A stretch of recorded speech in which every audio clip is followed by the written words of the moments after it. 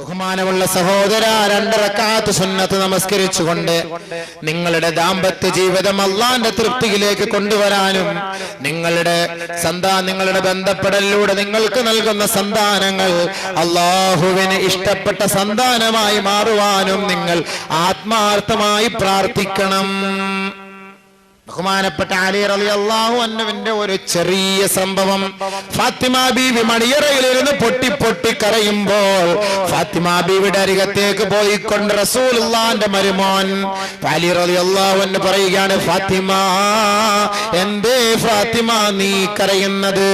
തറകാ ഫിറാശഹുമാ വഖാമാ ഫിദ്ദുജാ യതലദാനി B Rahmani. Fathima Beevi പൊട്ടിക്കരഞ്ഞപ്പോ Ali റളിയല്ലാഹു അൻഹു ചോദിച്ചു പോയി, ഫാത്തിമ, നിന്റെ കരച്ചിൽ എന്തിനാണ് ഫാത്തിമ എന്ന് ചോദിച്ചപ്പോൾ അലി റളിയല്ലാഹു അൻഹുവിന്റെ മുഖത്ത് നോക്കിയിട്ട് പറഞ്ഞു, അല്ലയോ മഹാനവറുകളെ, ഏതൊരു ചെറുപ്പക്കാരന്റെയും അഭിലാഷമാണ്, ആഗ്രഹമാണ് അവന്റെ വിവാഹ ദിവസം ആദ്യ രാത്രി പങ്കിടുക എന്നുള്ളത്. പക്ഷേ എനിക്കിപ്പോൾ എന്റെ മനസ്സിൽ തെളിഞ്ഞു വരുന്ന ഒരു കാര്യം, നമ്മുടെ മക്കൾ, നമ്മുടെ സന്താനങ്ങൾ, നമ്മുടെ രണ്ടുപേരുടെയും ബന്ധത്തിലൂടെ അള്ളാഹു നൽകുന്ന സന്താനങ്ങൾ ലോക ജനതയ്ക്ക് മാതൃകാ മഹതികളാകണം, മാതൃകാ പുരുഷന്മാരാകണം. വഴിതെറ്റിപ്പോയ സന്താന പരമ്പരകളാകരുത്. നമ്മൾ മരിച്ചു പോയാൽ നമ്മുടെ മക്കൾ നമുക്ക് വേണ്ടി പ്രാർത്ഥിക്കുന്ന സ്വാലിഹീങ്ങളായ സന്താനങ്ങളായി മാറണം. മഹാനവറുകളെ, ഇന്ന് നമ്മൾ രണ്ടുപേരും ഒരു പന്തലിന്റെ കീഴിലാണ്, ഒരു കുടക്കീഴിലാണ്, ഒരു മണിയറയിലാണ്, ഒരു പുതപ്പിന്റെ കീഴിലാണ്. നാളെ ഈ ഫാത്തിമ ഒറ്റപ്പെട്ട ഒരു കുഴിക്കകത്ത് പോയി കിടക്കേണ്ടി വരും. നാളെ എന്റെ ഭ്രാന്തനായ എന്റെ ഭർത്താവായ അങ്ങും ഒറ്റപ്പെട്ട ഒരു കബറിനകത്ത് പോയി കിടക്കേണ്ടി വരും. മഹാനവറുകളെ, ആ ഒറ്റപ്പെട്ട ജീവിതത്തിലും അള്ളാഹു നമ്മുടെ രണ്ടുപേരുടെയും ആത്മാവിനെ സംഗമിപ്പിക്കുവാൻ, സമ്മേളിപ്പിക്കുവാൻ, സന്തോഷിപ്പിക്കുവാൻ ഈ ആദ്യ രാത്രിയുടെ പ്രാർത്ഥന അള്ളാഹു സ്വീകരിക്കും. അതുകൊണ്ട് നിങ്ങളൊരു കാര്യം ചെയ്യണം. ഇന്നത്തെ രാത്രി ഒന്ന് മാറ്റിവെച്ചുകൊണ്ട്, ഉറക്കം മാറ്റിവെച്ച്, കുസൃതികൾ മാറ്റിവെച്ച്, രഹസ്യങ്ങൾ പരസ്യങ്ങളെല്ലാം മാറ്റിവെച്ചുകൊണ്ട് പടച്ച തമ്പുരാന്റെ മുന്നിൽ 2 റക്അത്ത് നമസ്കരിക്കാൻ നിങ്ങൾ അനുവാദം തരുമോ ഇല്ലയോ എന്ന ശങ്ക എനിക്ക് വന്നുപോയി. അതാണ് ഞാൻ കരഞ്ഞു പോയത് മഹാനവറുകളെ. അത്രേ ഉള്ളോ, പ്രശ്നമില്ല, ഒഴിവാക്കാം. തറക്കാ ഫിറാശഹുമാ വഖാമാ ഫിദ്ദുജാ യതലദാനി ബി ത്വാഅത്തിർ റഹ്മാനി. രണ്ടുപേരും വിരിപ്പങ്ങൊഴിവാക്കി. വഖാമാ, അവർ രണ്ടുപേരും നിലകൊണ്ടു. ഫിദ്ദുജാ, നേരം വെളുക്കുവോളം അവർ നിന്നു.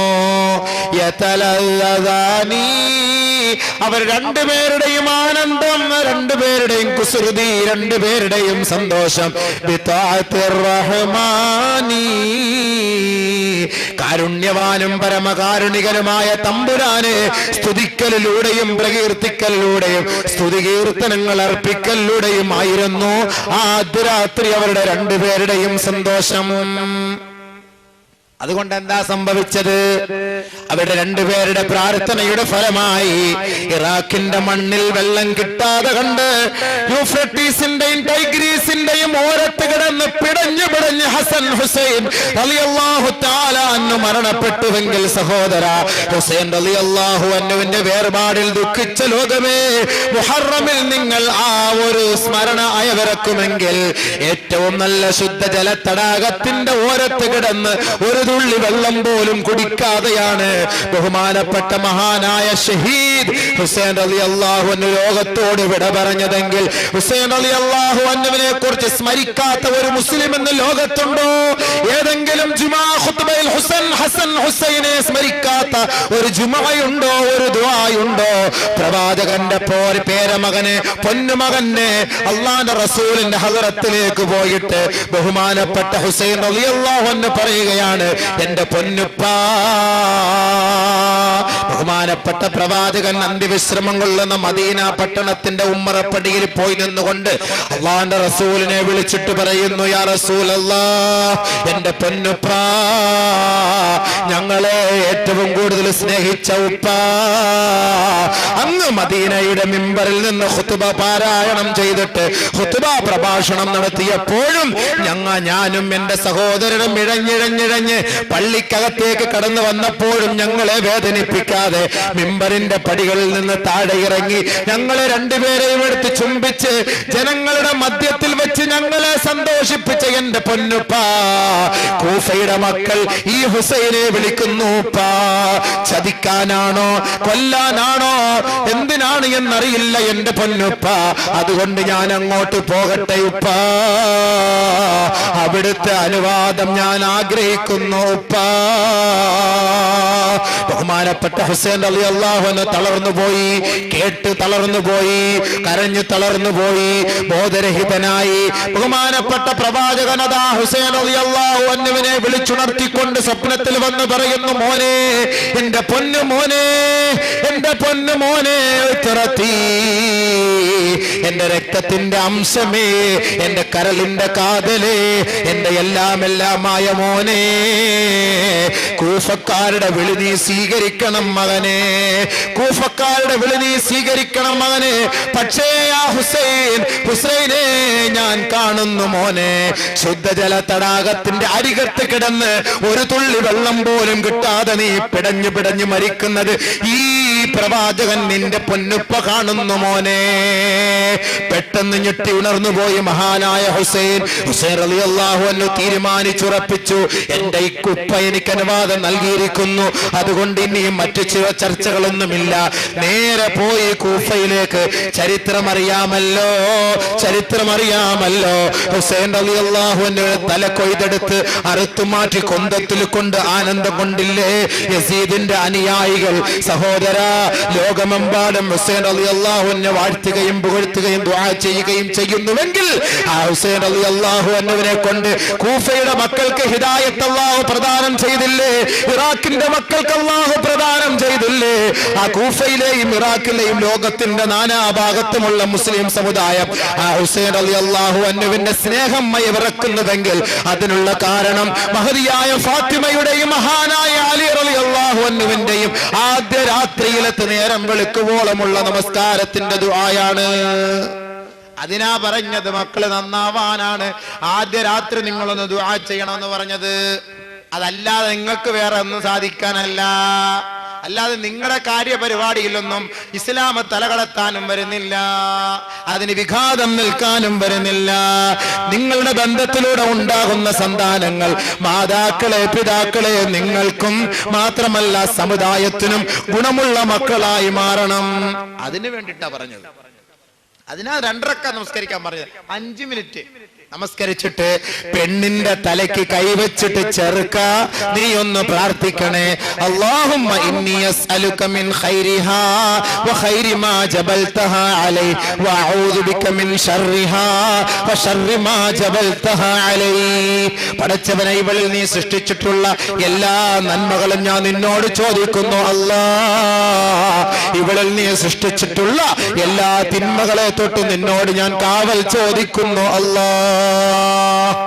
അൽഹംദുലില്ലാഹ്, സാലിഹത്തായ ഭാര്യയായി മാറി. ഇന്ന് ഇത് വല്ലതും ചെയ്യാറുണ്ടോ? ഫോട്ടോടുപ്പ് അല്ലോ, വോൺവിളി, ഒപ്പന പാടല്, മ്യൂസിക്, നൃത്തം, നാടം, എന്തൊക്കെ പേക്കോത്തുകളാ. പിന്നെങ്ങനെ ഇവരുടെ ദാമ്പത്യ ജീവിതം ഹൈറാവുക? നിങ്ങൾ പറയും. ഇസ്ലാമിക വ്യവസ്ഥകളും ഇസ്ലാമിക നിയമങ്ങളും ഇങ്ങനെയൊക്കെയാണ്. ഇങ്ങനെ ചെയ്താലാണ് ആ കുടുംബം എന്തുണ്ടാവുള്ളൂ? ഇമ്പമുള്ള കുടുംബമായി മാറുകയുള്ളൂ. ഇനി അടുത്ത് കുടുംബ ജീവിതത്തിലേക്ക് കടക്കാൻ പോവുകയാണ്. കുടുംബജീവിതത്തിലേക്ക് ഇനിയാണ് കടക്കാൻ പോണത്. രണ്ടുപേരുടെയും ബന്ധത്തിലൂടെ കുടുംബം ഇസ്ലാം വിവാഹം കൊണ്ട് ഉദ്ദേശിക്കുന്ന കുറെ കാര്യങ്ങൾ നിങ്ങളുടെ മുന്നിൽ പറഞ്ഞുകൊണ്ട് പ്രഭാഷണം അവസാനിപ്പിച്ചു കൊള്ളാം. ഒന്നാമതായി, വൈവാഹിക ജീവിതം കൊണ്ട് ഇസ്ലാം ഉദ്ദേശിക്കുന്നത് കുടുംബ ജീവിതമാണ്. കൂടുമ്പോൾ ഉണ്ടാകുന്ന ഇമ്പം, രണ്ടുപേരും ചേർന്ന് സന്തോഷകരമായ ജീവിതം നയിക്കുമ്പോൾ ആ കുടുംബത്തിൽ ഉണ്ടാകുന്ന ഇമ്പമാണ് കുടുംബം. ومن آياته أن خلق لكم من أنفسكم أزواجا لتسكنوا إليها وجعل بينكم مودة ورحمة إن في ذلك لآيات لقوم يتفكرون ومن آياته അവന്റെ ദൃഷ്ടാന്തങ്ങളിൽ പെട്ടതാണ്. അതെ, അല്ലാഹുവിന്റെ ദൃഷ്ടാന്തങ്ങളിൽ പെട്ടതാണ്. അൻ ഖലഖലക്കും, നിങ്ങളെ സൃഷ്ടിച്ചത്. മിൻ അൻഫുസിക്കും അസ്വാജ, നിങ്ങളിൽ നിന്ന് തന്നെ നിങ്ങൾക്ക് ഇണയെ സൃഷ്ടിച്ചു തന്നത് അവന്റെ ദൃഷ്ടാന്തങ്ങളിൽ പെട്ട കാര്യമാണ്. എന്തിന്? നമ്മുടെ ഇനത്തിൽ നിന്ന് തന്നെയാ പെണ്ണിനെ അല്ലാഹു നമുക്ക് നൽകിയത്. അല്ലാതെ ആണുങ്ങൾക്ക് മൃഗത്തിന്റെ ഇനത്തിൽ നിന്നൊന്നും അല്ല തന്നത്. അള്ളാഹു ഒരു പെണ്ണിന് വേറെ ഒരു പശുവിനെ കെട്ടിച്ചു കൊടുത്തിരുന്നെങ്കിലോ എന്തായാലും അവസ്ഥ? അതുകൊണ്ട് അള്ളാഹു പറഞ്ഞു അൻ ഖലഖലകും മിൻ അൻഫുസിക്കും അസ്വാജ, നിങ്ങളിൽ നിന്ന് തന്നെയാണ് ഇണകളെ അവർ സൃഷ്ടിച്ചു തന്നത്. നിങ്ങളുടെ ഇനത്തിൽ എന്ന് പറഞ്ഞാൽ മനുഷ്യത്വം എന്തെന്ന് മനസ്സിലാക്കിയ പെണ്ണ്, മനുഷ്യനെ മനുഷ്യനായി കാണാൻ കഴിവുള്ള പെണ്ണ്. മൃഗത്തിന് കഴിയില്ലാതെ മനുഷ്യത്തിക്ക് കഴിയും, മനുഷ്യന് കഴിയും. അതുകൊണ്ട് നിങ്ങളുടെ ഇനത്തിൽ നിന്ന് തന്നെ ഞാൻ ഒരു പെണ്ണിനെ കെട്ടിച്ചെന്നിരിക്കുകയാണ് നിങ്ങൾക്ക്. എന്തിന്? ലിതസ്കുനൂ ഇലൈഹാ, അവളുമായി ആത്മനിർവൃതി ഉണ്ടാകാൻ, സല്ലപിക്കാൻ, സന്തോഷിക്കാൻ ആത്മനിർവൃതി ഉണ്ടാകണം. പെണ്ണും ചെറുക്കനും തമ്മിൽ ഒരുമിച്ച് കൂടുമ്പോൾ സന്തോഷമുണ്ടാകണം. അതാണ് കുടുംബം എന്ന് പറയുന്നത്. മസ്കൻ എന്ന വീടിന് പറഞ്ഞാൽ ഭാര്യയും ഭർത്താവും കൂടെ ഒരുമിച്ച് താമസിക്കുന്ന വീടിനാണ് മസ്കൻ എന്ന് തന്നെ പറയുന്നത്. മസ്കൻ, ഭർത്താവുള്ള വീട്, ഭാര്യയുള്ള വീട്. അതുകൊണ്ട് ഇണകളുണ്ടെങ്കിൽ മാത്രമേ സന്തോഷം ഉണ്ടാവുകയുള്ളൂ. അതുകൊണ്ടാണ് അല്ലാഹു സുബ്ഹാനഹു വ തആല അവന്റെ സൃഷ്ടി വൈഭവങ്ങൾ പരിശോധിച്ചാൽ എല്ലാ വസ്തുക്കളെയും അല്ലാഹു സൃഷ്ടിച്ചത് അസ്വാജ, ഇണകളായിട്ടാണ് സൃഷ്ടിച്ചത്. എല്ലാ വസ്തുക്കളെയും. വമിൻ കുല്ലി ശൈഇൻ ഖലഖനാ സൗജൈൻ ലഅല്ലകും തദക്കറൂൻ, എല്ലാ വസ്തുക്കളിൽ നിന്നും നാം ജോഡികളെ സൃഷ്ടിച്ചിട്ടുണ്ട്, നിങ്ങളൊന്ന് ചിന്തിക്കാൻ, മനസ്സിലാക്കാൻ. സൂറത്ത് യാസീൻ പാരായണം ചെയ്യുന്നവരാണല്ലോ നമ്മൾ. സൂറത്ത് യാസീൻ 114 അധ്യായങ്ങളിലെ 36-ാമത്തെ അധ്യായമാണ്. ആ 36-ാമത്തെ അധ്യായത്തിലെ 36-ാമത്തെ ആയത്തൊന്ന് പരിശോധിക്കണേ. ഇന്ന് പോയി സുബ്ഹാനല്ലദീ ഖലഖൽ അസ്വാജ കുല്ലഹാ تنبت الأرض ومن أنفسهم ومما لا يعلمون. അവനത്ര പരിശുദ്ധനാണ്. സകലമാന വസ്തുക്കളെയും അതിന്റെ ഇനങ്ങളെയും അള്ളാഹു സൃഷ്ടിച്ചുവെങ്കിൽ അവനത്ര പരിശുദ്ധനാണ്. ഇവകളെയെല്ലാം ജോഡികളാക്കി, ഇണകളാക്കി സൃഷ്ടിച്ച തമ്പുരാനെ, നിനക്കാണ് അഖിലസ്തുതി, നിനക്കാണ് സകല സ്തുതി, നിനക്കാണ് പ്രകീർത്തനങ്ങൾ, നിനക്കാണ് സങ്കീർത്തനങ്ങൾ. അൽഹംദുലില്ലാഹ്. സൂറത്ത് യാസീനിൽ പോലും അള്ള ജോഡിയാക്കിട്ടാ പറഞ്ഞു ഈ ആയത്തും. എല്ലാ വസ്തുക്കളെയും ഇണകളായി സൃഷ്ടിച്ച അവൻ പരിശുദ്ധനാണ്.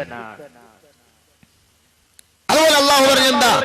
വഖലഖനാകും അസ്വാജാ, അതുകൊണ്ട് ഞാൻ നിങ്ങളെ ജോഡികളായിട്ടാണ് സൃഷ്ടിച്ചത്. വമിനൽ അൻആമി അസ്വാജാ, ജോഡികൾ മൃഗങ്ങളിലുണ്ട്. കാള, പശു, എരുമ, പോത്ത്, കിടാ, ആട് ഇല്ലേ? അതിന്റെയൊക്കെ എല്ലാ ജോഡികളില്ലേ? ന്യൂട്ടർ, ഫേസ്, നെഗറ്റീവ്, പോസിറ്റീവ്, പൂവൻ, പെട, രാത്രി പകല്, ഇരുള് വെളിച്ചം, കുറവമ്മല കുറത്തിമല, ഇങ്ങനെ എണ്ണിയാൽ എല്ലാം ജോഡികൾ. ജോഡിയില്ലാത്തത് വല്ലതുണ്ടോ? ഈ വസ്തുക്കളെല്ലാം ഉള്ള ജോഡിയായിട്ടാണ് സൃഷ്ടിച്ചത്. ജോഡി ഇല്ലെങ്കിൽ എല്ലാം ഔട്ടായി പോവും. അതുകൊണ്ടാണ് ഞാൻ പറഞ്ഞത് ഒരു ജോഡിയെ തേടി പിടിച്ച് പെട്ടെന്ന് കല്യാണം കഴിയുന്ന, ഒറ്റയ്ക്ക് കിടന്ന് ആകെ ഇടങ്ങറായി പോവും. അല്ലാഹുവാ പറഞ്ഞത് അങ്ങനെ ഞാൻ നിങ്ങളെയും ജോഡികളായിട്ടാണ് സൃഷ്ടിച്ചത്. എന്തിന്? നിങ്ങൾ സന്തോഷത്തോടെ കഴിഞ്ഞുകൂടാൻ. പിന്നെ ഈ കല്യാണം കൊണ്ട് അല്ലാഹു ഉദ്ദേശിച്ചത് എന്താ? വജഅല ബൈനകും മവദ്ദതൻ വറഹ്മ, നിങ്ങൾക്ക് സ്നേഹവും കാരുണ്യവും പകർന്നു തരാനാണ് ഈ വിവാഹം. നിങ്ങളിൽ നിന്ന് തന്നെ ഒരു ഇണയെ ഞാൻ നിങ്ങൾക്ക് തെരഞ്ഞെടുത്തു തന്നത്. സ്നേഹവും കാരുണ്യവും പകർന്നു തരാൻ, സന്തോഷകരമായ ജീവിതം. എന്ത് രസമാണ്! അതാണ് കുടുംബം. നമ്മൾ ഒരുമിച്ച് കൂടി.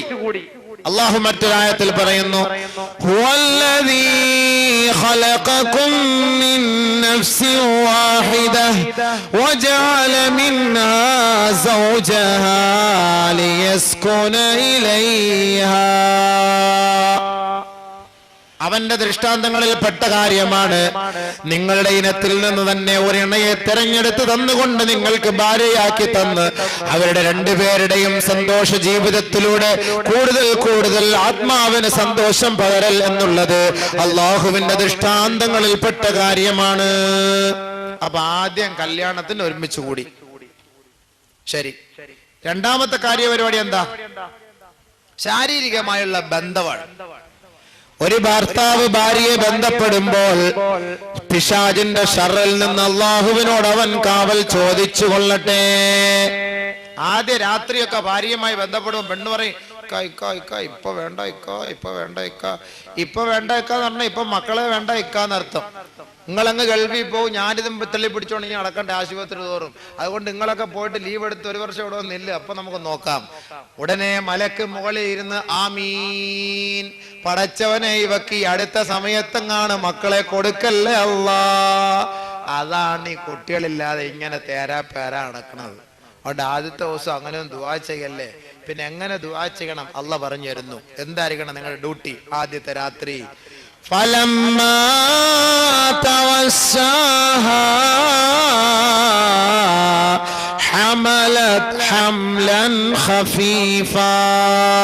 വൈവാഹിക ജീവിതം കൊണ്ട് ഒന്നാമത്തെ പാർട്ട് കുടുംബം, രണ്ടാമത്തെ പാർട്ട് കുടുംബ കൊട്ടാരത്തിന്റെ ശിലാസ്ഥാപനം വഹിക്കൽ. ഇനി അങ്ങോട്ട് മക്കള് പ്രൊഡക്ഷൻ. ഇനി അതിന്റെ തുടക്കമാണ്. ഇതാണ് അള്ളാഹു അടുത്ത പറയുന്നത് പരിശുദ്ധ ഖുർആൻ. ഫലമ്മാ തവസ്സാഹാ ഹമലത് ഹംലൻ ഖഫീഫാ. അവൻ അവളെ പൊതിയുമ്പോൾ. അള്ളാഹുവിന്റെ വാക്ക് പടച്ചാര പൊതിയ, കെട്ടിപ്പിടിക്ക, ശാരീരികമായി ബന്ധപ്പെടുക. അങ്ങനെ ബന്ധപ്പെടുമ്പോൾ ഹമലത് ഹംലൻ ഖഫീഫാ, അവൾ ലഘുവായ ഗർഭം ധരിക്കുന്നു.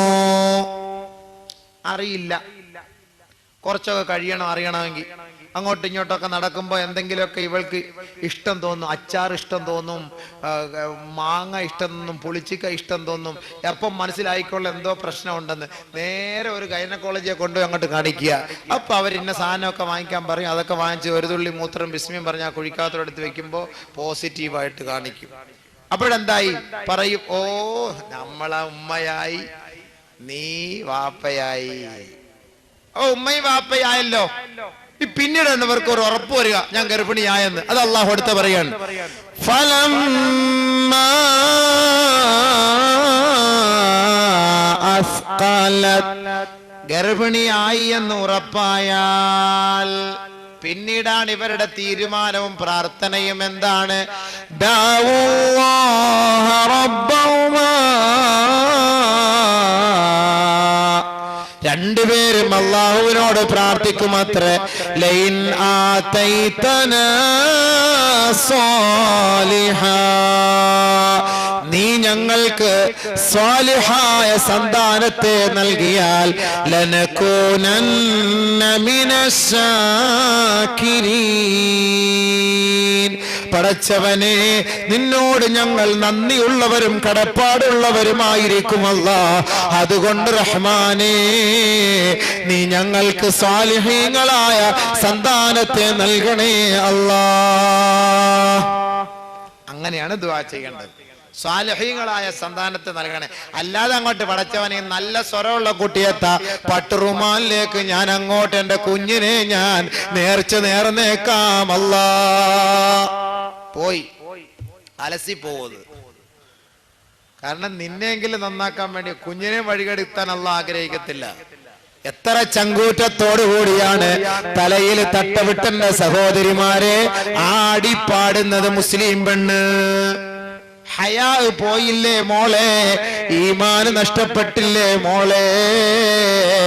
അള്ളാന്റെ മുന്നിൽ കുനിക്കേണ്ട തല അവിടുത്തെ ജഡ്ജസിന്റെ മുന്നിൽ കുനിക്കുന്ന പെണ്ണേ, നീ കുഫറല്ലേ വിലക്ക് വാങ്ങുന്നത് പെണ്ണേ. ഇവളെയൊക്കെ പള്ളിയിൽ കൊണ്ട് അടക്കല് തന്നെ തെറ്റ്. അള്ളാന്റെ മുന്നിൽ കുനിക്കേണ്ടതിന് പകരം ഓ എടി പെണ്ണ് അടിപൊളിയായിരുന്നു, താങ്ക്സ് സാർ, താങ്ക്സ് സാർ,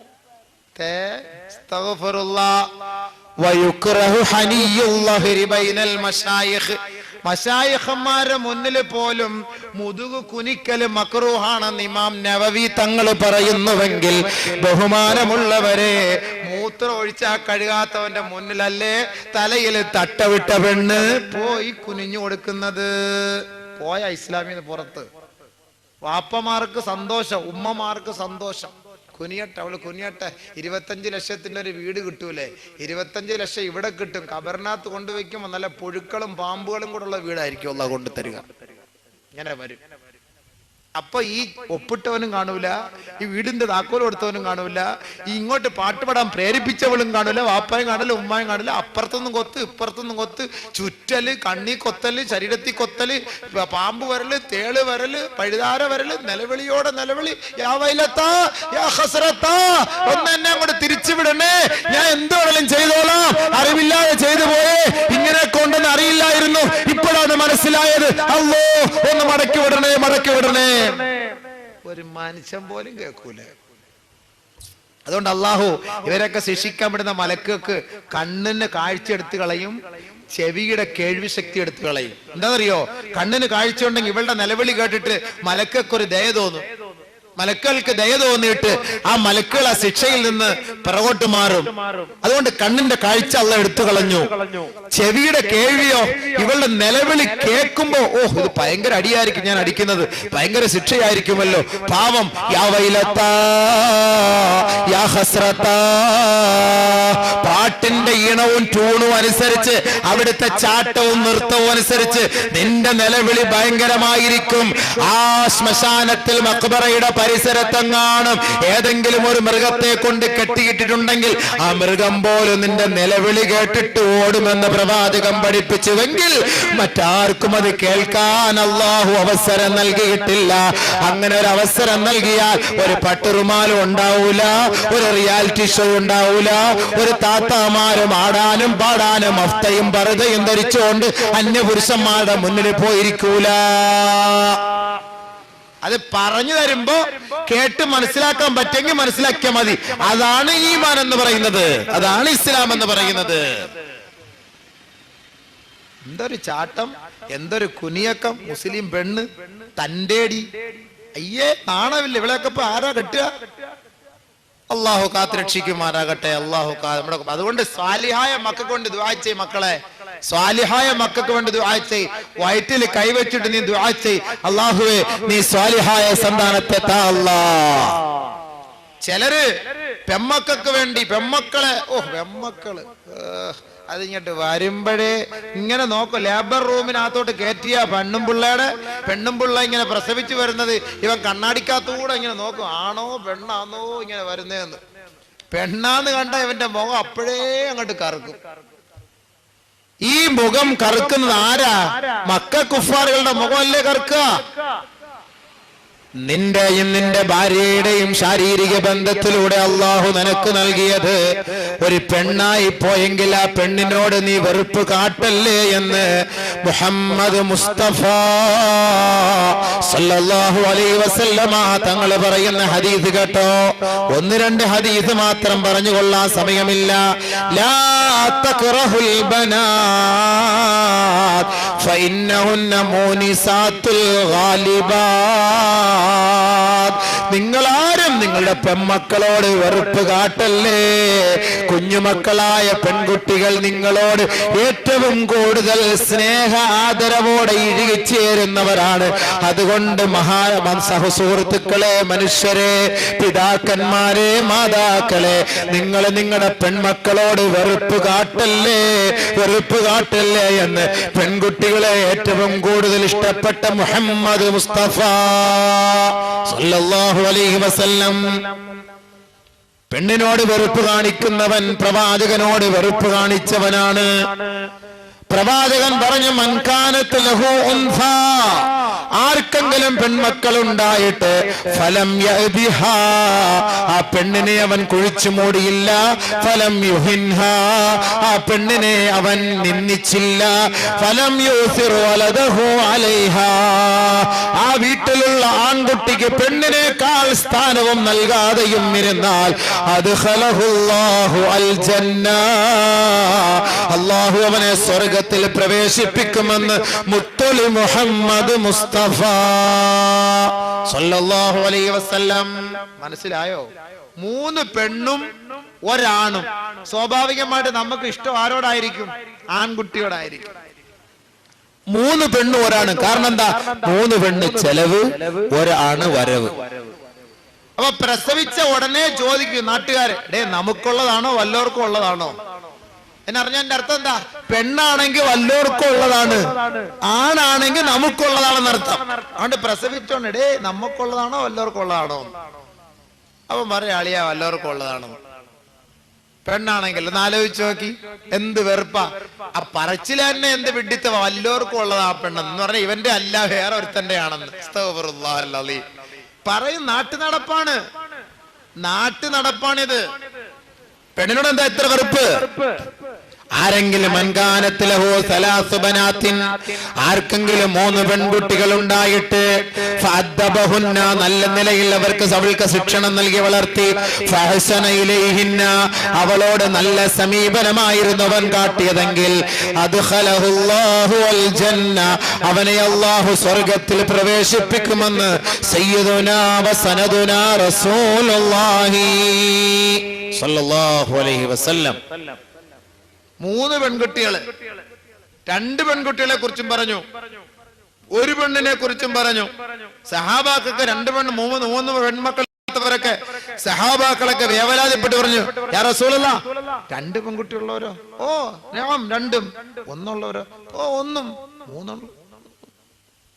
സഹാബാക്കൾക്ക് അതാണ് ഇഷ്ടം. സഹാബാക്കളുടെ ആഗ്രഹം സ്വർഗത്തിൽ പോകണം.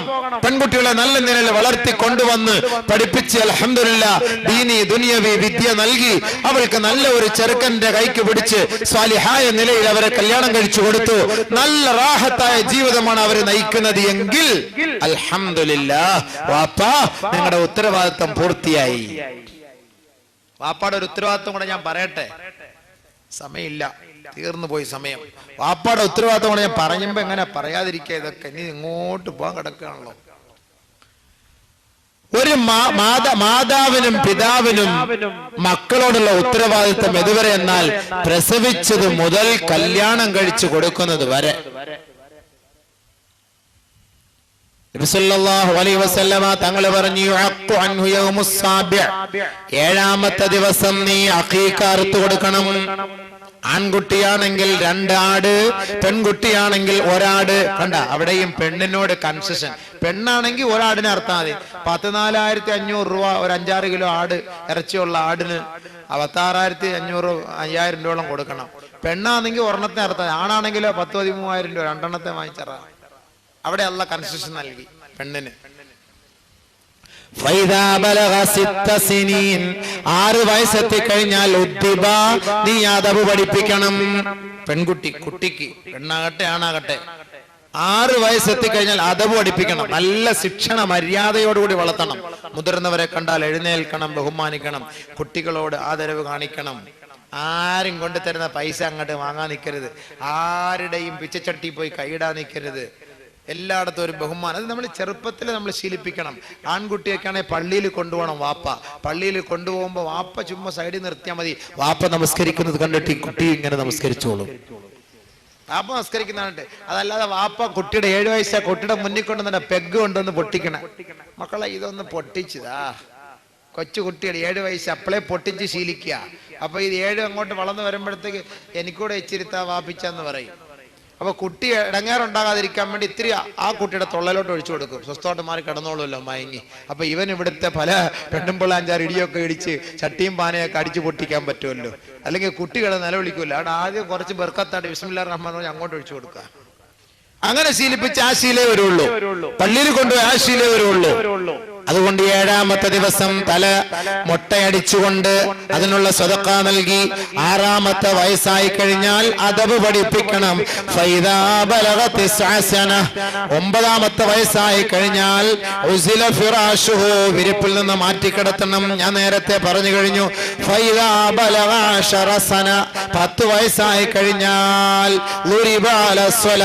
നമസ്കാരത്തിന് വേണ്ടി അടിക്കണം. 16 വയസ്സായി കഴിഞ്ഞാൽ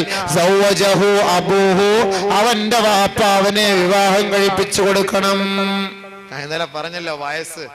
16ാമത്തെ വയസ്സായി കഴിഞ്ഞാൽ അവന്റെ വാപ്പ അവനെ വിവാഹം കഴിച്ചു കൊടുക്കണം എന്ന് അല്ലാഹുവിന്റെ റസൂലോട് പറഞ്ഞത്. അല്ല ഇവൻ പോയിട്ട് അങ്ങോട്ടൊരു പെണ്ണിനെ തെരഞ്ഞു പിടിച്ച് വിവാഹം കഴിക്കണമെന്നല്ല. പോട്ടെ, ഇന്ന് നമ്മുടെ രീതി അനുസരിച്ച്, ഇവിടുത്തെ നിയമം അനുസരിച്ച് 16 പറ്റൂല. 18 വയസ്സ് പെണ്ണിന്, 21 വയസ്സ് ആണിന്. എങ്കിൽ ആ വയസ്സാകുമ്പോ നിങ്ങൾ കല്യാണം കഴിച്ചുകൊട്.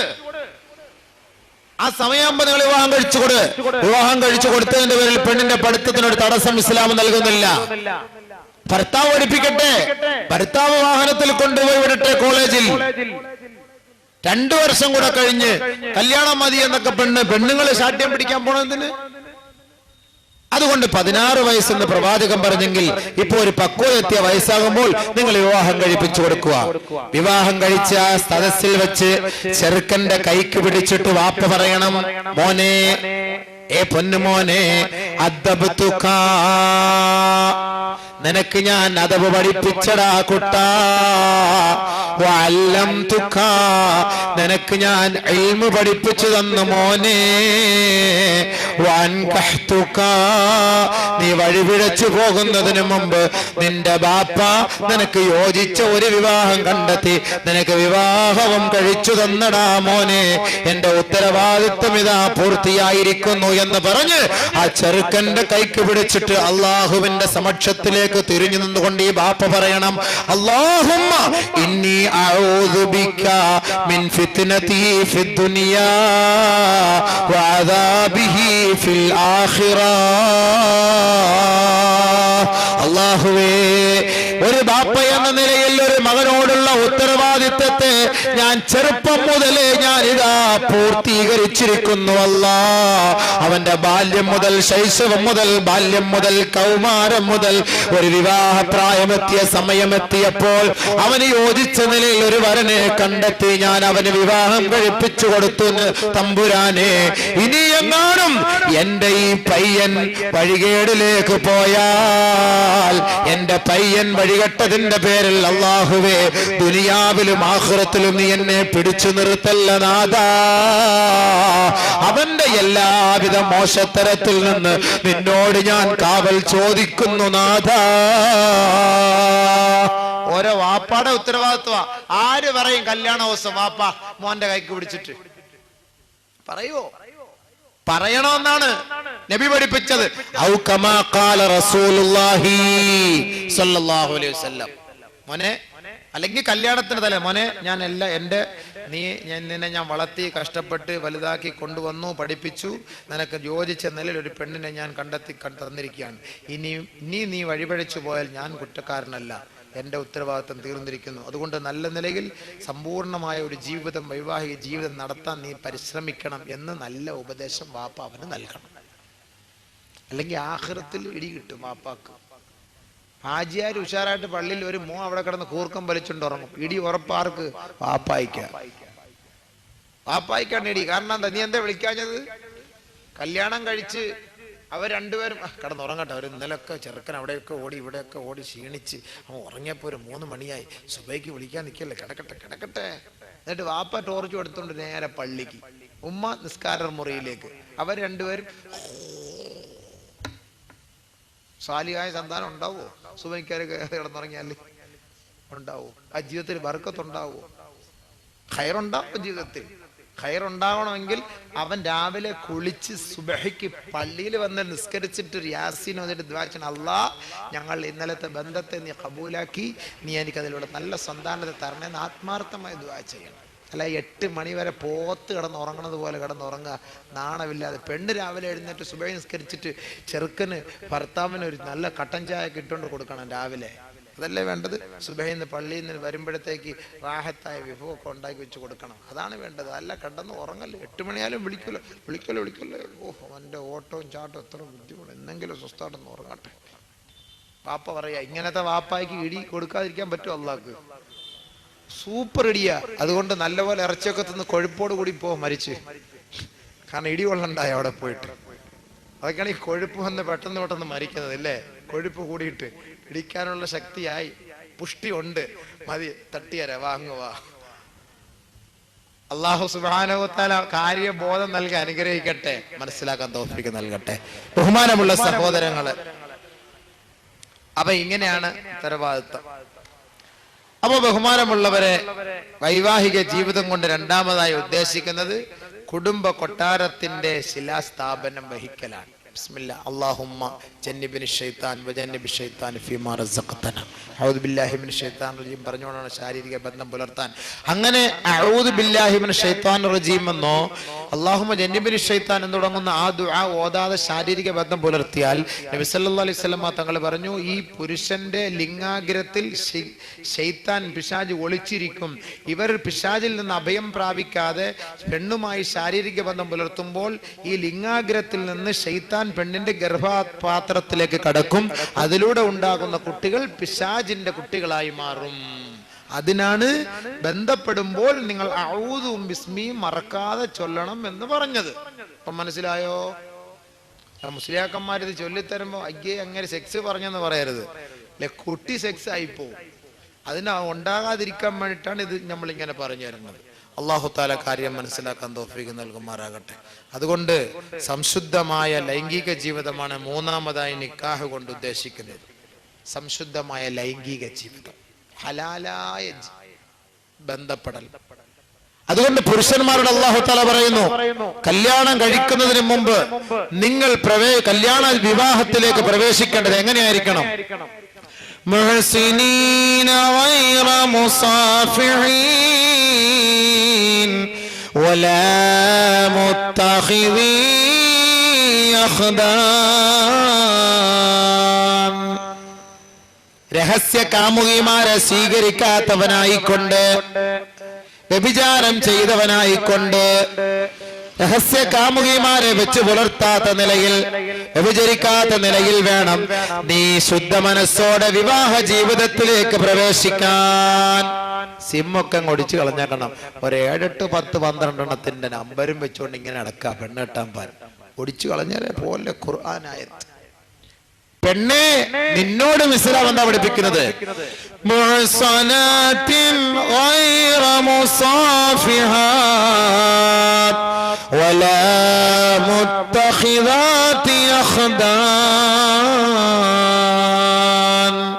രഹസ്യ കാമുകന്മാരെ വെച്ച് പുലർത്താത്ത നിലയിൽ, വേശ്യാവൃത്തിയിൽ ഏർപ്പെടാത്ത നിലയിൽ പതിവ്രതകളായി വേണം പെണ്ണെ നീ കുടുംബ ജീവിതത്തിലേക്ക് പ്രവേശിക്കാൻ, വൈവാഹിക ജീവിതത്തിലേക്ക് പ്രവേശിക്കാൻ.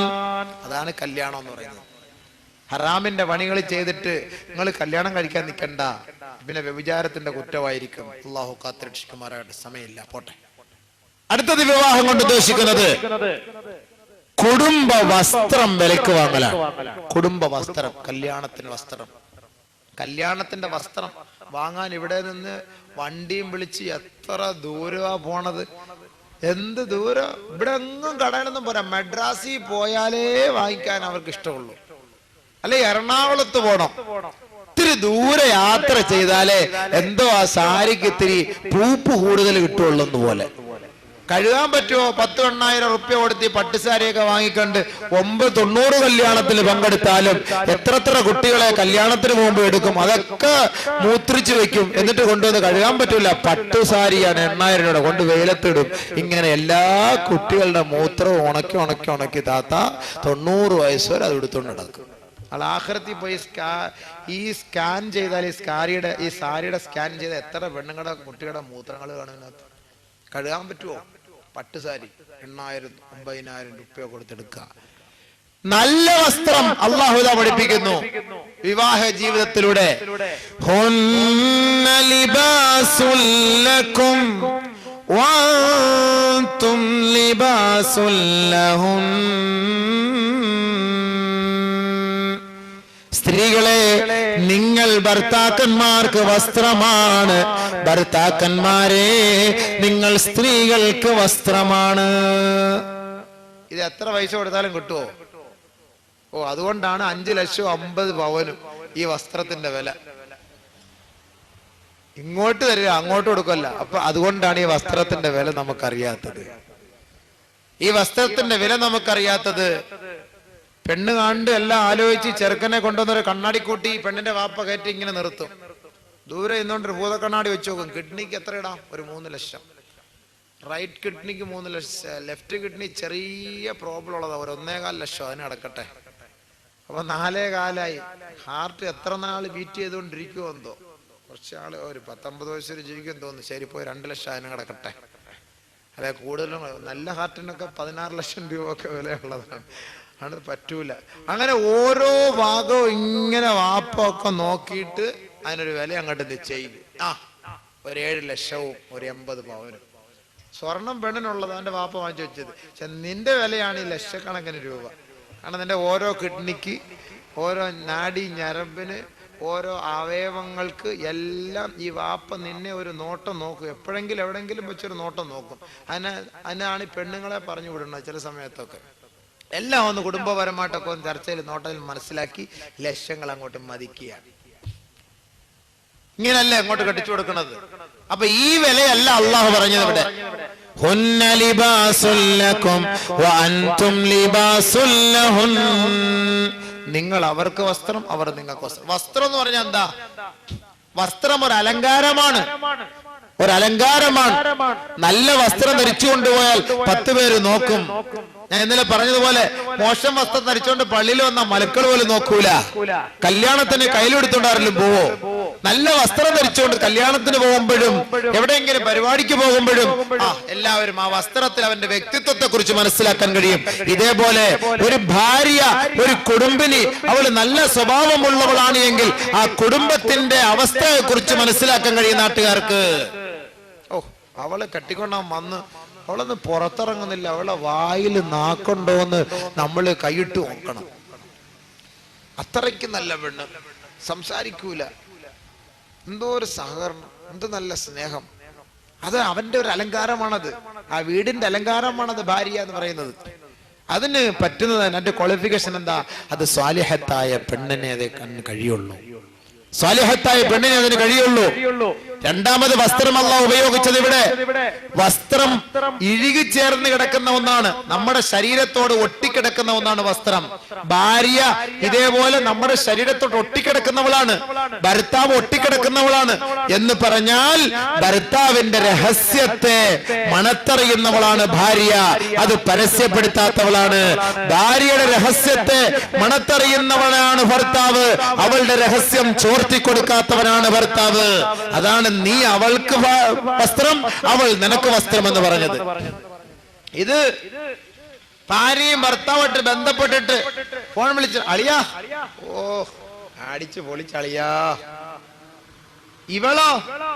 ഇവളെ ഇനി അങ്ങോട്ട് വിളിച്ചില്ലല്ലോ, ഇവളെ കൂട്ടുകാരിൽ ഇങ്ങോട്ട് വിളിക്കും.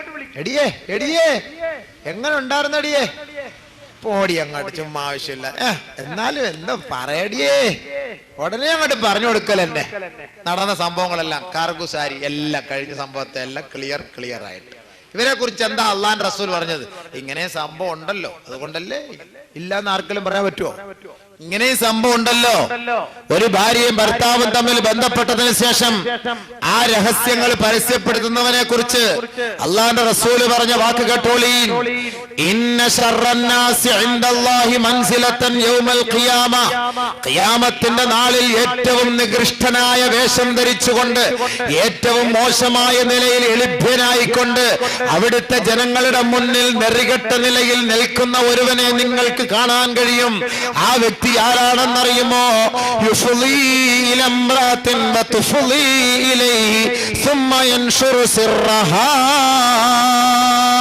ഭാര്യയും ഭർത്താവുമായി ബന്ധം സ്ഥാപിച്ചതിന് ശേഷം അവരുടെ മണിയറ രഹസ്യങ്ങൾ ആ മണിയറ രഹസ്യങ്ങൾ അങ്ങാടിയിൽ വന്നോ കൂട്ടുകാരോടോ പരസ്യപ്പെടുത്തി പറയുന്ന ഭർത്താവേ, പരസ്യപ്പെടുത്തി പറയുന്ന ഭാര്യമാരെ, നാളെ നാണം കെട്ട ശിക്ഷയായിരിക്കും, നെറികെട്ട നിലയിലായിരിക്കും. നാളെ ജനങ്ങളുടെ മുന്നിൽ നികൃഷ്ടന്മാരിൽപ്പെട്ട ഏറ്റവും വലിയ നികൃഷ്ടനായിരിക്കും നീ എന്ന് സയ്യിദുനാ റസൂലുള്ളാഹി സ്വല്ലല്ലാഹു അലൈഹി വസല്ലം. മതിയോ? ഇവിടെ വെച്ച് നിന്റെ രഹസ്യത്തെ നീ ജനങ്ങളുടെ മുന്നിൽ പറഞ്ഞു കൊടുത്താൽ ജനങ്ങളെല്ലാം ഒരുമിച്ച് കൂടുന്ന മഹ്ശറ വൻസഭയിൽ നിന്റെ രഹസ്യം അള്ളാഹു പരസ്യപ്പെടുത്തും. അള്ളാഹു കാത്തുരക്ഷിക്കട്ടെ. നമ്മുടെ എങ്ങാനും രഹസ്യം നാളെ പരസ്യപ്പെടുത്ത മുസ്ലിയാരും പോയി, ഷാളിട്ട മുസ്ലിയാരും പോയി, ജുബ്ബയിട്ട മുസ്ലിയാരും പോയി, തലക്കെട്ട് കെട്ടിയ മുസ്ലിയാരും പോയി, എല്ലാം ഇടങ്ങാറായിപ്പോയി.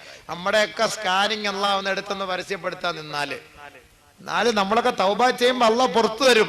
പുറത്ത് തന്നിട്ട് സ്വർഗത്തിൽ പോകുന്നതിന് മുമ്പ് അബൂബക്കർ ഇങ്ങോട്ട് വാ, അള്ളാഹ് വിളിക്കും. അപ്പൊ നമുക്ക് കുടുങ്ങി പോയാ പടച്ചവനെ, ഇനി പഴയ കാലത്തെ സംഭവമൊക്കെ എടുക്കാൻ വേണ്ടി ഒരു പ്ലാൻ ആയിരിക്കും. ഇപ്പൊ അതൊക്കെ വിളിക്കും. അപ്പൊ അള്ളാഹുവിന് ഒരു റിദാവ് ഉണ്ടെന്നാണ് നബി സല്ലല്ലാഹു അലൈഹി വസല്ലം പറഞ്ഞു. ഇങ്ങനെ ഒരു റിദാവ്, ഒരു തുണി ഇങ്ങോട്ട് വന്നാണ്. ആ തുണിക്ക് അകത്തോട്ട് ഇവനെ അങ്ങ് ചുരുക്കാൻ കേട്ടോ അബൂബക്കറിന്. എന്നിട്ട് ആ CD പ്ലെയർ ഒന്ന് ഓണാക്കി ഇട്ട് കൊടുക്കും. ഇഷ കഴിഞ്ഞിട്ട് മൂപ്പിലാൻ തൊപ്പിയൊക്കെ മാറ്റി വെച്ച് സിനിമക്ക് പോയത്, നാടകത്തിന് പോയത്, ഉത്സവത്തിന് പോയത് എല്ലാം പെതുക്കെ ഇങ്ങനെ കാണാം. ആകെ നാണം കെട്ട് പോവാ നമ്മളെ തന്നെ. അള്ളാഹ് ഒറ്റയ്ക്ക് രഹസ്യമായിട്ട് നമ്മളെ മാത്രം കാണിക്കുക. നമ്മൾ ചെയ്ത ഓരോ തിന്മകള് നമ്മൾ തൗബ ചെയ്ത് അള്ളാഹുവിന്റെ അടുക്കലെ സാമീപ്യം സിദ്ധിച്ചവരായി മാറി. പിന്നീട് നമ്മുടെ ജഹാലത്തിൽ ചെയ്ത തെറ്റുകളാണ്. അപ്പൊ ഇതൊക്കെ ഇങ്ങനെ ഓരോന്നോരോന്ന് കാണിക്കുമ്പോ സ്വർഗത്തിന്റെ പാസ് വാങ്ങി നമ്മൾ തന്നെ കുഴഞ്ഞു പോയി. ആകപ്പാട് എങ്ങനെങ്കിലുമൊക്കെ അഡ്ജസ്റ്റ് ചെയ്ത് കയറാതെ നോക്കിയപ്പോ ദാ പഴയതും കുത്തിപ്പൊക്കിക്കൊണ്ട് വന്ന് പോയി. ഇനി ആ ഒരു തൗബീഖ് നമുക്കില്ല.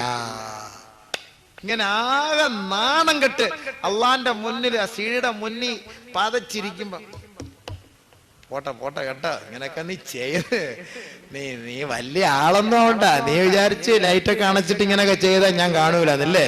ഇതൊക്കെ ഞാൻ കണ്ടെന്നുള്ളത് നിന്നെ ഒന്ന് ഓർമ്മിപ്പിക്കാൻ വേണ്ടി ചെയ്താ. വിഷമിക്കണ്ട, ഉഷാറായിട്ട് നില്ല്, പോ. എന്നിട്ട് ആ CD അള്ളാഹ് ഓടിച്ചാൻ കളയും. അള്ളാഹ് പരസ്യപ്പെടുത്താൻ നിൽക്കൂല. പക്ഷെ നമ്മളെ ഒന്ന് ബോധ്യപ്പെടുത്തും.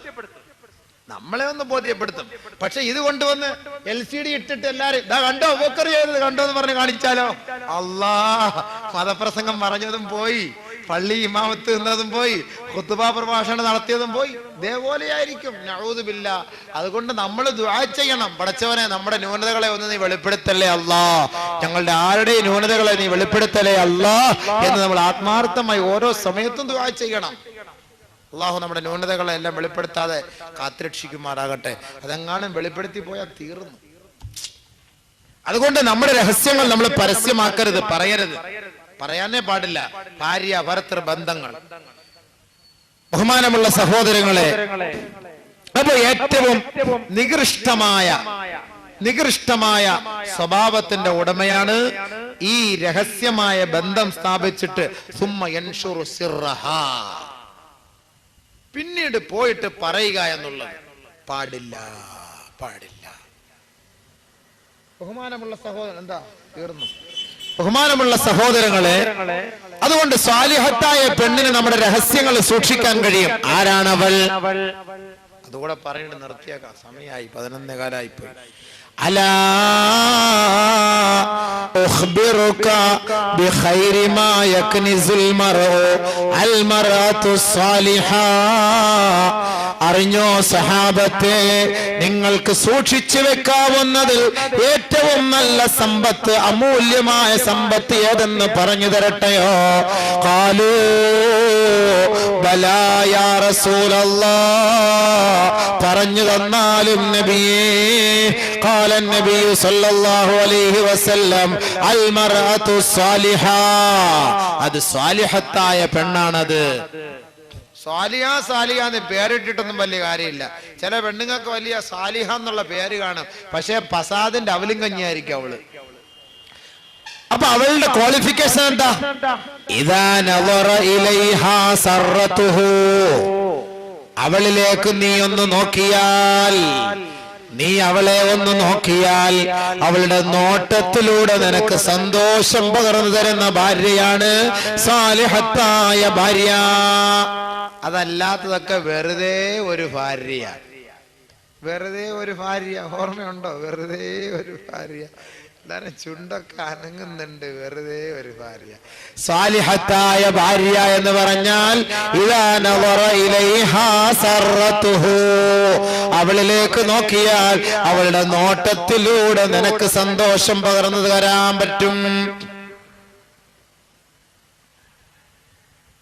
അപ്പോ കടക്കണ്ണ് കണ്ട് ഇങ്ങനെ ഒരു നോട്ടമൊക്കെ നോക്കി നമ്മളെയൊക്കെ നമ്മുടെ മുന്നിൽ ഒരു കണ്ണൊക്കെ ഒന്ന് അടച്ച് കാണിച്ചാൽ ഒരു രസമുണ്ട്. നാട്ടുകാരുടെ മുന്നിൽ പോയി കണ്ണടച്ച് കാണിച്ചാലോ അത് മോശമാണ്. കടക്കണ്ണ് കൊണ്ടൊരു നോട്ടവും ചെരിച്ചുണ്ട്, താരാട്ടുവാൻ ചില തോഴികൾ അവിടുണ്ട്, കടക്കണ്ണ് കൊണ്ടൊരു നോട്ടവും ചെരിച്ചുണ്ട്. സ്വർഗ ഹൂറലിങ്ങളെ കുറിച്ച് പറയുകയാണ്.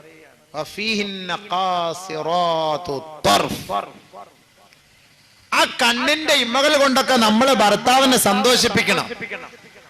അതൊക്കെ ദുനിയാവിൽ സന്തോഷിപ്പിച്ചാൽ ആഖിറത്തിൽ നിനക്ക് അങ്ങനെ സന്തോഷിപ്പിക്കാൻ കഴിയും. ഇത് ഭർത്താവിനെ ഒന്നും സന്തോഷിപ്പിക്കൂല, കാമുകനെ സന്തോഷിപ്പിക്കും. കാമുകൻ എങ്ങാനും ഒന്നൊരു വാക്ക് സംസാരിക്കാൻ പറ്റാതെ പോയി ബൈ ഫ്ലൈങ് കിസ് അങ്ങോട്ട് വിട്ടുകൊടുക്ക. അടുത്തേക്കല്ല, വാപ്പ കാണും, ഉമ്മ കാണും. അതുകൊണ്ട് ഇവിടുന്ന് അങ്ങനെ മോളിൽ നിന്ന് സ്റ്റെയർകേസിന്റെ മോളിൽ കയറി ടെറസിന്റെ മോളിൽ നിന്നുകൊണ്ട് ഇങ്ങനെ അങ്ങോട്ട് സ്പീഡ് പോസ്റ്റിൽ അയച്ചു കൊടുക്കുക. ട്രെയിനിൽ കയറി ഇരുന്നോണ്ട് ബായ് കാണിച്ചിട്ട് ഒരെണ്ണം കയ്യിൽ കൊടുക്കുക. ഇതൊക്കെ ദുനിയാവിൽ വെച്ച് ഹറാമായ രീതിയിൽ. നീ ഭർത്താവിനോടൊന്ന് പറയാന്നാ, ഭർത്താവ് കാറും എടുത്തോണ്ട് ഓടി വരുമ്പോ കാണിക്കാൻ പറ്റില്ലെങ്കിൽ ചുമ്മാ ഒന്ന് കാണിച്ചു. അത് സന്തോഷമല്ലേ? ഭർത്താവിനെ നേർക്ക് കാണിക്കൂല ഇത്. ഭർത്താവ് നിന്നെ കാണുമ്പോൾ നീ അവളെ സന്തോഷത്തോടെ കാണുന്ന ഒരവസ്ഥ ഉണ്ടാകണം. ഭർത്താവിനെ സന്തോഷിപ്പിക്കുന്ന ഭാര്യയാണ് സ്വാലിഹത്തായ ഭാര്യ. ഭർത്താക്കന്മാരുടെ ഇഷ്ടം സാധിച്ചു കൊടുക്കണം. ചില പെണ്ണുങ്ങൾ ചുമ്മാ എപ്പോ വന്നാലും കിബില തെറ്റി കിടക്കുള്ളൂ. അപ്പൊ അത് ശരിയല്ല. ഭർത്താക്കന്മാരോടുള്ള അവർക്ക് ചില ആഗ്രഹങ്ങളും അഭിലാഷങ്ങളും ഒക്കെ ഉണ്ട്.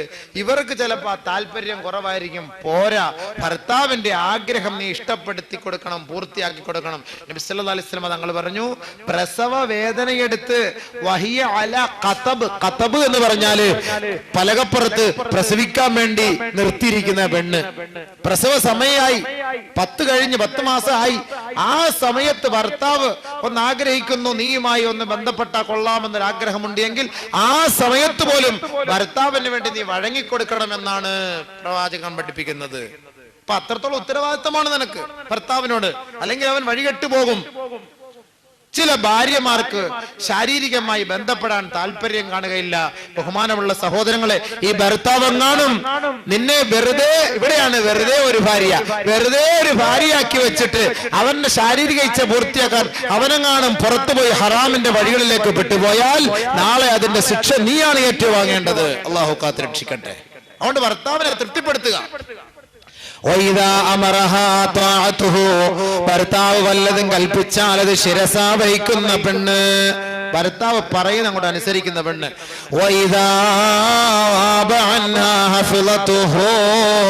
ഭർത്താവ് ഗൾഫിൽ പോയാൽ ഭർത്താവിന്റെ നമ്പര്, നിന്റെ നമ്പര് മറ്റാർക്കും കൊടുക്കാതെ, നിന്റെ വീട്ടിലേക്ക് അന്യപുരുഷനെ പ്രവേശിപ്പിക്കാതെ ഭർത്താവിന്റെ സ്വത്തുകളും മുതലുകളും സൂക്ഷിച്ചു കഴിയുന്ന പെണ്ണേ, നീയാണ് സ്വാലിഹത്തായ പെണ്ണ്. മാത്രമല്ല നീ സ്വർഗത്തിലാണെന്ന് മുഹമ്മദ് മുസ്തഫ.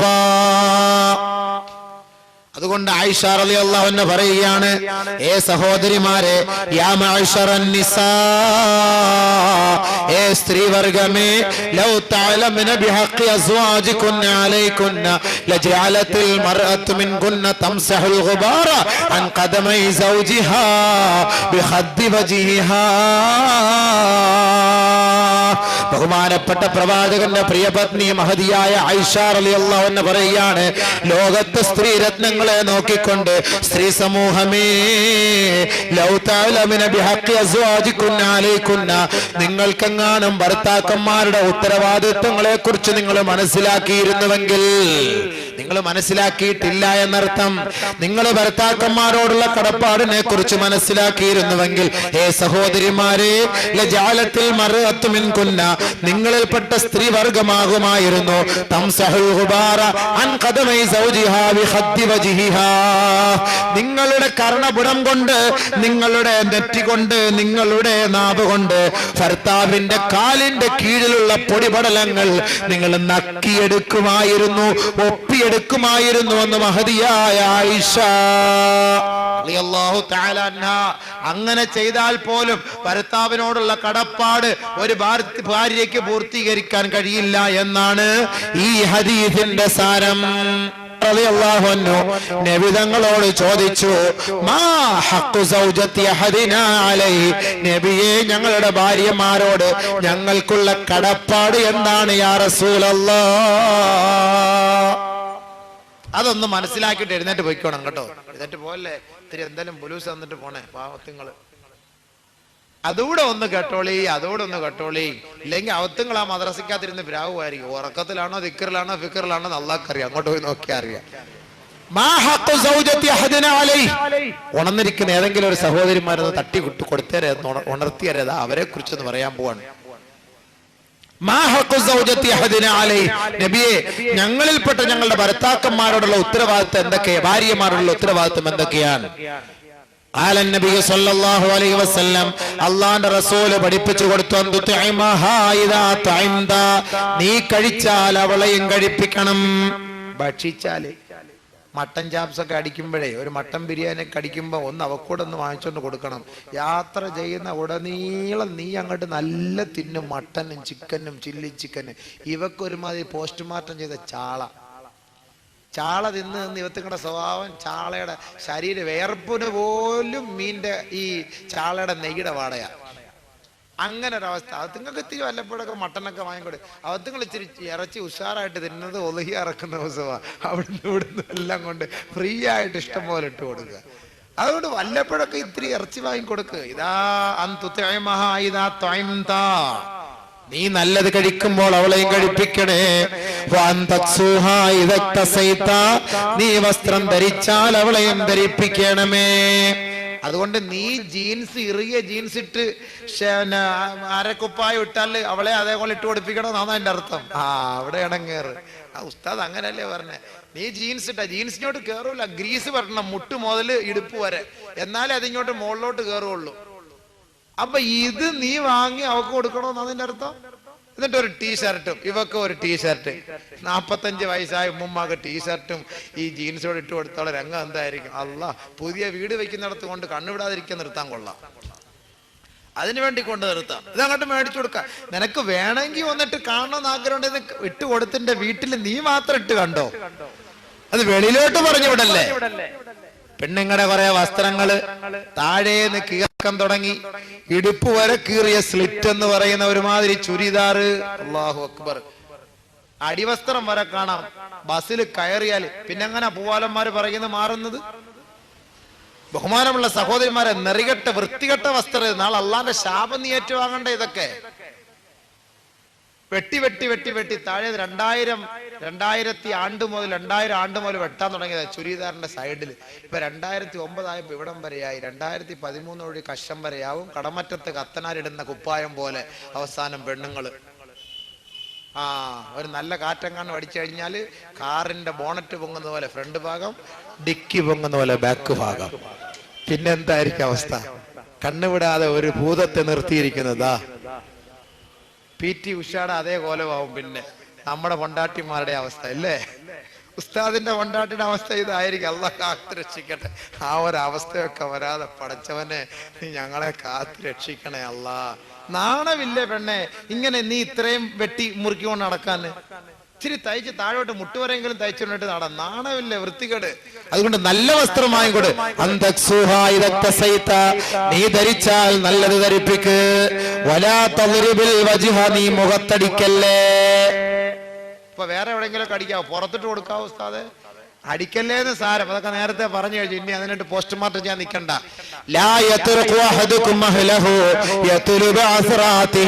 നബി സല്ലല്ലാഹു അലൈഹി വസല്ലം തങ്ങൾ പറഞ്ഞു, നിങ്ങൾ ആര് നിങ്ങളുടെ ഭാര്യമാരെ സംശയിക്കരുത്.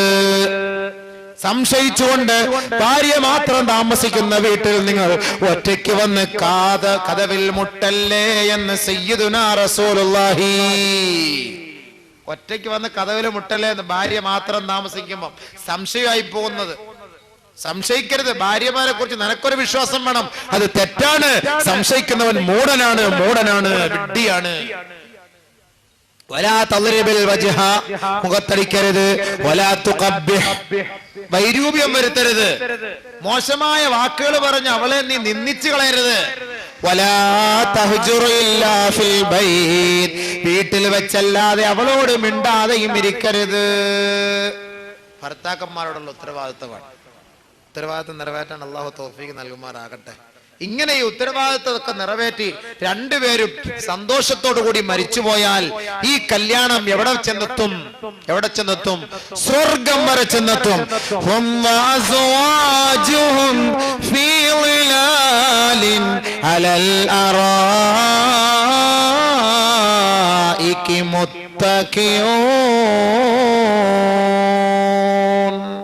സൂറത്ത് യാസീൻ.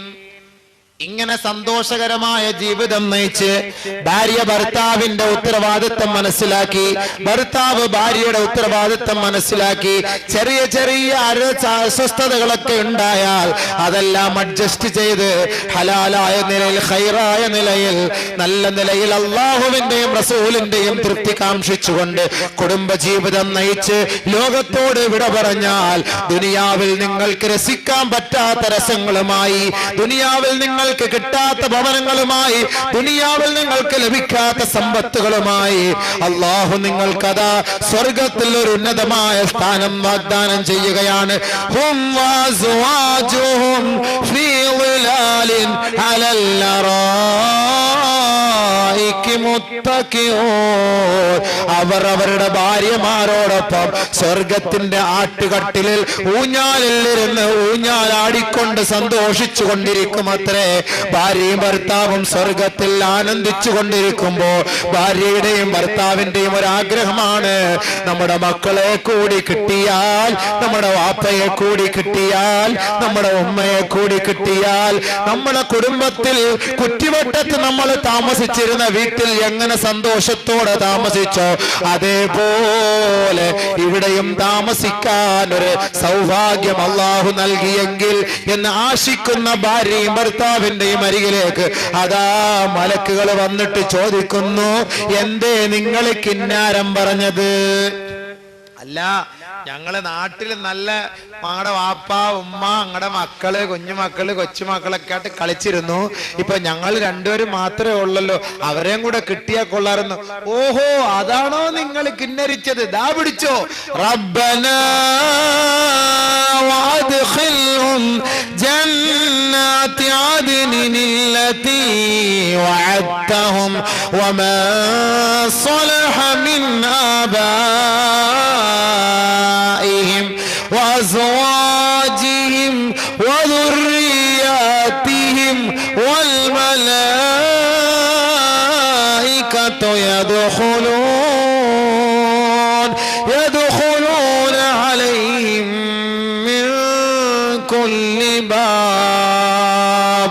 സലാമുൻ അലൈക്കും ബിമാ സബർതും ഫനിഅമ ഉഖബദ്ദാർ.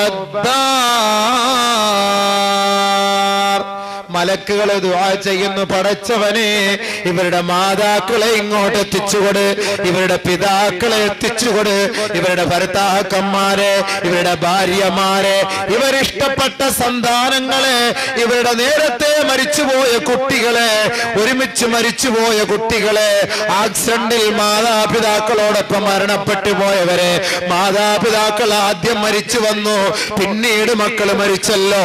അല്ലാഹുവേ ഇവരുടെ മക്കളെ എല്ലാം നീ ഇങ്ങോട്ട് എത്തിച്ചു കൊടുക്കു തമ്പുരാനെ. ഈ മലക്കുകൾ ദുആ ചെയ്യേണ്ട താമസം അതാ ഊഞ്ഞാലിന്റെ സമീപത്തേക്ക്, സ്വർഗത്തിന്റെ ആരാമത്തിലേക്ക് സന്തോഷകരമായ കുടുംബ ജീവിതം നയിച്ച, അള്ളാഹുവിന്റെയും റസൂലിന്റെയും ഇമാമീങ്ങൾ പറഞ്ഞ പ്രകാരം ജീവിച്ച, മുത്തഖീങ്ങളായി ജീവിച്ച, മുഅ്മിനീങ്ങളായി ജീവിച്ച, സ്വാലിഹീങ്ങളുടെ വഴികളെ പിൻപറ്റി ജീവിച്ച ഈ കുടുംബക്കാരും മക്കളുമെല്ലാം ഓടിയെടുക്കുമ്പോ മലക്കുകൾ പറയും സലാമുൻ അലൈക്കും. എല്ലാരും നിങ്ങൾക്ക് ഇപ്പൊ കിട്ടിയില്ലേ, വന്നില്ലേ, അള്ളാന്റെ വാഗ്ദാനം പൂർത്തിയായില്ലേ, നിങ്ങൾ ക്ഷമിച്ചിരുന്നതിന്റെ ഫലം ഇപ്പോൾ ആസ്വദിച്ചില്ലേ, ഇനി ഞങ്ങൾ പോകട്ടെ. സലാമുൻ അലൈക്കും, നിങ്ങൾക്ക് ശാന്തി സമാധാനം, നിങ്ങൾ ക്ഷമിച്ച് ദുനിയാവിൽ ജീവിച്ചതിന്റെ പേരിൽ ഫനിഅമ ഉഖബദ്ദാർ. ഈ വീട് എത്രയോ നല്ല ഭവനമായി നിങ്ങൾക്ക് മാറിയില്ലേ. അല്ലാഹു നിങ്ങളോട് ചെയ്ത വാഗ്ദാനം പൂർത്തിയാക്കി തന്നില്ലേ. നിങ്ങളുടെ ഉത്തരവാദിത്വം നിറവേറ്റാൻ മലക്കുകൾ എന്ന പേരിൽ ഞങ്ങളെ ഏൽപ്പിച്ച ജോലി ഞങ്ങളിപ്പോൾ ഇതാ നിങ്ങളുടെ മുന്നിലേക്ക് കൊണ്ടുവന്ന് പൂർത്തീകരിച്ചു തന്നില്ലേ. ഞങ്ങൾ ഇനി പോകട്ടെ, ഇനി നിങ്ങൾക്ക് മരണമില്ല, മരണമില്ല, സന്തോഷകരമായ ജീവിതം നയിച്ചോ. സലാമുൻ അലൈക്. വആഖിറു ദുആഇ അൽഹംദുലില്ലാഹി റബ്ബിൽ ആലമീൻ.